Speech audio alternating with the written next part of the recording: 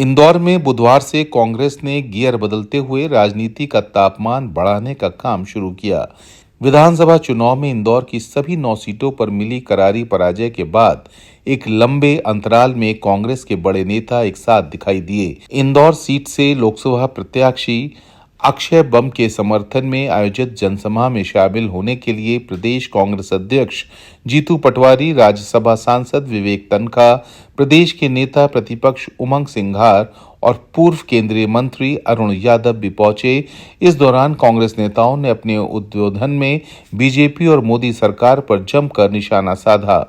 Tent वाले भैया हैं, वो कृपया करके सीलिंग भी बनाए और इधर कुर्सियां लगाएं। अनिल कौन है भैया? बात तक पहुंचना चाहिए। 1250 रुपए ले लो, क्या चाहिए? आपको लगता है कि आपके माता और पिता ने आपको पढ़ा करके गुलदस्ता देखा होगा? मीडिया से चर्चा में पीसीसी चीफ जीतू पटवारी ने बीजेपी और मोदी सरकार पर निशाना साधते हुए नगर निगम के बिल घोटाले का जिक्र किया। साथ ही लोकतंत्र और संविधान को बचाने के लिए जनता से आगे आने की अपील की। पिछले कई सालों से यहाँ सांसद भारतीय जनता पार्टी का है, पिछले कई सालों से यहाँ महापौर भारतीय जनता पार्टी का है।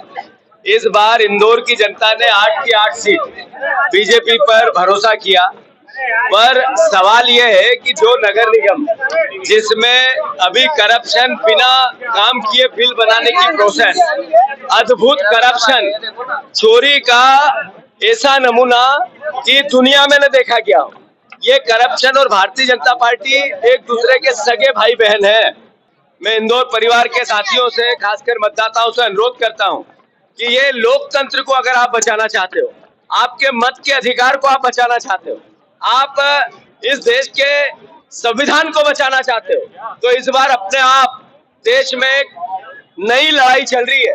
75 साल देश की आजादी के बाद अमृत महोत्सव में कि नरेंद्र मोदी जी के 10 साल के बाद लड़ाई है लोकतंत्र को बचाने की, संविधान को बचाने की, आरक्षण को बचाने की, मत के अधिकार को बचाने की, मीडिया के फ्रीडम को बचाने की, इसकी स्वतंत्रता को बचाने की। ये चुनौती है।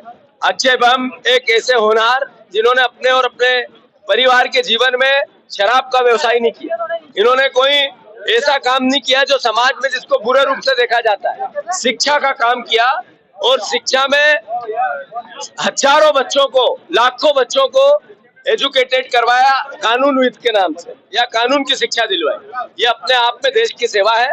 हमारे पास जैन समाज का जो सबसे ज्यादा बहुल इंदौर में है, उस समाज को हमने प्रतिनिधित्व दिया, कांग्रेस पार्टी ने दिया, और अक्षय बम जैसे नए योग्य और शिक्षाविद परिवार के साथी को आप लोगों के बीच में भेजा है।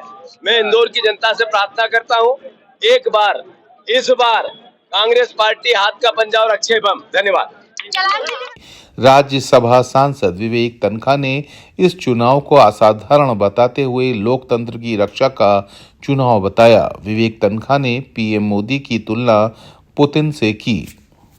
ये जो चुनाव है, ये बड़े असाधारण समय हो रहा है जब देश का संविधान खतरे में है, देश की प्रजातंत्र खतरे में है, देश का जनतंत्र खतरे में है। देश के जो तमाम बड़े बड़े संवैधानिक और बड़े बड़े इंस्टीट्यूशंस हैं, इस वक्त वर्चुअली कोलैप्स कर रहे हैं। बीजेपी एक छत्र राज चाहती है, एक पार्टी का राज चाहती है। वो नहीं चाहती कि कोई दूसरी पार्टी पनपे या बने रहे। अगर आप नहीं मानोगे और घोषित इमरजेंसी को खत्म नहीं करोगे तो इस देश से विपक्ष धीरे धीरे खत्म हो जाएगा, विपक्ष ही नहीं रहेगा, आप एक सत्ता पक्ष रहेगा। जैसे रशिया में पुतिन साहब 97% वोट के साथ अध्यक्ष बनते हैं, यहाँ पर भी प्राइम मिनिस्टर 97% वोट के साथ मोदी जी बन जाएंगे। तो मेरा यही कहना है, प्रजातंत्र को बचाओ, जनतंत्र को बचाओ, इस इमरजेंसी को खत्म करो और भय की राजनीति को का अंत करो। Thank you. जय हिंद।